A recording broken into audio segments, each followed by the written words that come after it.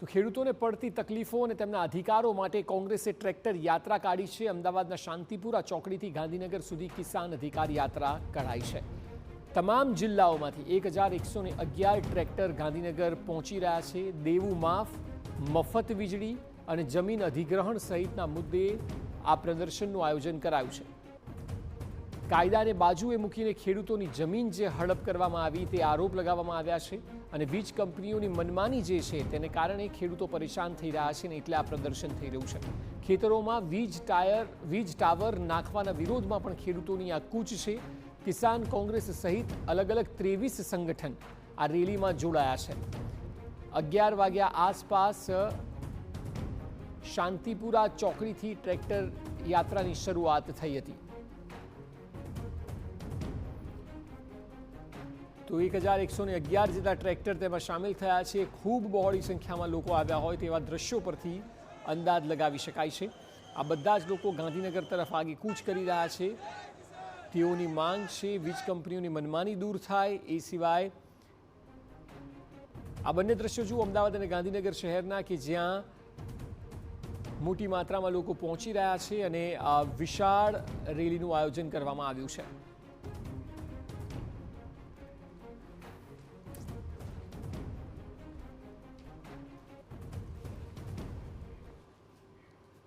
તો આટલી મોટી માત્રામાં લોકો આવ્યા છે ત્યારે વિષય પર વધુ માહિતી આપી રહ્યા છે સંવાદદાતા નરેન્દ્ર રાઠોડ। નરેન્દ્ર, ખૂબ વ્યાપક પ્રમાણમાં લોકો જોવા મળી રહ્યા છે। આપ જણાવો કે આપ અત્યારે ક્યાં ઉપસ્થિત છો અને કેવી રીતે લોકો આગળ વધી રહ્યા છે? કેટલી મોટી સંખ્યામાં આપ જોઈ રહ્યા છો લોકોને? અક્ષય, છેલ્લા કેટલાક સમયગાળાથી ચાહે મોરબી હોય, સુરેન્દ્રનગર હોય કે પછી રાજકોટ સહિતનો જે સૌરાષ્ટ્રના કેટલાક વિસ્તારો છે, મોરબી હોય, સુરેન્દ્રનગર હોય કે પછી રાજકોટ સહિતનો જે સૌરાષ્ટ્રના કેટલાક વિસ્તારો છે ત્યાં વીજ કંપનીઓની મનમાની સામે ખેડૂતો આક્રમક મૂડમાં જોવા મળી રહ્યા છે અને ઇન બિટવીન આ જ સમયગાળામાં કોંગ્રેસ દ્વારા આંદોલનની જાહેરાત કરવામાં આવી હતી અને આ તમામ જે કારણો છે એના કારણે છેલ્લા 10 વર્ષમાં કદાચ પ્રથમ એવું આંદોલન આ જોવા મળી રહ્યું છે કે જ્યાં આટલા મોટા પ્રમાણમાં ખેડૂતો એકત્રિત થઈને અમદાવાદ સુધી પહોંચ્યા હોય। આપ જોઈ રહ્યા છો કે ધીરે ધીરે ખેડૂતો અહીંયા એકત્રિત થઈ રહ્યા છે। રોડની બંને તરફ ખેડૂતોનો જમાવડો જોવા મળી રહ્યો છે અને એમની જે માંગો છે એની સાથે આજે ગાંધીનગર કૂચ કરતા ખેડૂતો થોડી જ વારમાં જોવા મળશે। અલગ અલગ વિસ્તારોમાંથી ખેડૂતો આવ્યા છે, એમની સાથે વાતચીત કરશું। યુવા ખેડૂતો છે આપણી સાથે, એમની સાથે વાતચીત કરી। આપ ક્યાંથી આવ્યા છો અને આપને શા માટે લાગી રહ્યું છે કે દમનકારી જે છે એ કંપનીઓ પોતપોતાની મનમાની ચલાવી રહી છે અને વીજ થાંભલાઓ નાખી રહ્યા છે? પહેલાં તો હું ભાવનગરથી આવ્યો છું અને આજે દમનકારી કંપનીઓ છે એને તો એક જ વસ્તુ કહેવા માંગીશ કે આ તમે જે જમીન ઉપર થાંભલા નાખો છો તો એ જમીન શું તમારી માં કરિયાવરમાં લાવી છે? હા, તો આ તાનાશાહી તો પહેલાં તો સરકારનો જ વાંક છે। સરકારને આવી રીતે એને પરમિશન જ ના આપવી જોઈએ। આ સરકાર શું કંપનીઓની છે? પરંતુ સરકાર તો એવું કહી રહી છે કે જે એક્ટ છે એના મુજબ એમને મંજૂરી આપવામાં આવી રહી છે અને ખેડૂતોના હિતમાં નિર્ણય લેવાઈ રહ્યા છે। એ તો સરકાર છે, સરકાર બધું બોલશે। ચૂંટણી ટાળે અલગ બોલે અને અત્યારે અલગ બોલે। તો 116 ધારાસભ્યો જે છે તો એને એવું લખાવેલું છે કે અમે બધા ખેડૂત છીએ, તો કેમ નથી આવતા અહીંયા? એ બધા બોલે તો અત્યારે હમણાં નિવારણ આવે ને બધા ખેડૂતોને સંતોષ મળે। આપ ક્યાંથી આવ્યા છો અને આપને શું લાગે છે કઈ માંગો મહત્વની છે ખેડૂતોની? હું જામનગરથી આવ્યો છું અને પહેલાં તો હું એમ કહું છું કે આ કેમેરામેનને આજે બતાવી દો, આજે ભીડ છે ને એ જે ઓલા નેતાઓ ભાડે જે બોલાવે છે, પૈસા દીને બોલાવે નથી, બધા ખેડૂતના તાત છે, પોતાના હક માટે આવ્યા છે અને એ ધારે ને એ કરી શકે એમ છે। અત્યારે 2027 ચૂંટણી આવે જ છે, બરોબર? તો જો અમને જો ન્યાય નહીં મળે ને તો અમે 2027ની ચૂંટણીમાં આ બધી જે સત્તા પક્ષને ને એને ઉખાડી ફેંકવાની તાકાત અમે ધરાવીએ। ન્યાય, ખેડૂતો માટે ન્યાય એટલે શું આવે તો એ ન્યાય થયો કે? અત્યારે તો ખેડૂત ત્રાહિમામ જ છે પહેલા તો વસ્તુ। અને સૌ પ્રથમ જે અત્યારે વીજ થાંભલા નાખવામાં આવે છે ખેતી ખેડૂતની, માલિકી ખેડૂતની અને એના આંખની સામેની નજરની સામે ખેડૂતોના ખેતરમાં થાંભલા નાખવામાં આવે છે અને વળતર શું? કઈ વળતર નહીં। અને એમના અત્યારે અમારી બેન દીકરીને ઢહેડીને મારવામાં, જે મોરબીમાં તમે જોયું હોય છે એ રીતના અત્યાચાર કરવામાં આવે છે। શું આ છે લોકશાહી? આને લોકશાહી કહેવાય? ખેડૂતો સાથે અત્યાચાર થતો હોય અને આપ ક્યાંથી આવ્યા છો અને આપનું શું કંઈ કહેવું છે? હું અહીં નરકાંઠા વિસ્તારમાંથી આવ્યો છું। આ જગતનાથ ખેડૂતનો વાવણીનો ટાઈમ છે। આ જગતનાથ ખેડૂતને જે કહેતા હતા કે ડબલ આવક થશે માનનીય વડાપ્રધાન 2022માં, અત્યારે શું ડબલ આવક છે? અત્યારે 70 થી 80% એમની જમીન બગડે છે વીજ થાંભલા નાખે એટલે।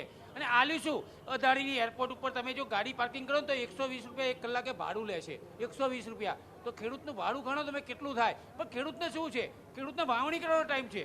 એટલે વન ટાઈમ જે રૂપિયા આપે છે એને આપવા જોઈએ. કાયમી થાંભલા ત્યાં રહેવાના છે તો કાયમી ભાડું મળવું જોઈએ, એવું કેવું? આ કાયમી ભાડું મળવું જ જોઈએ. એનું કારણ છે કે જે મીટર ભાડું હોય છે, આપણે ઘર મીટરનું જે PGVCL નું, તો એનું પણ ભાડું ખેડૂતો આપતા હોય છે. જેને ત્યાં લાગે તો પોતાની જે માલિકી છે તે માલિકીમાં જે કંપનીના પોલ આવે એ તો એની જમીન જે છે, તો જમીનોના ખેડૂતોને ટુકડા થઈ ગયા છે. કે માનો કે ઉદાહરણ તરીકે 1 એકર જમીન હોય તો અડધા એકરના થાંભલા હોય છે.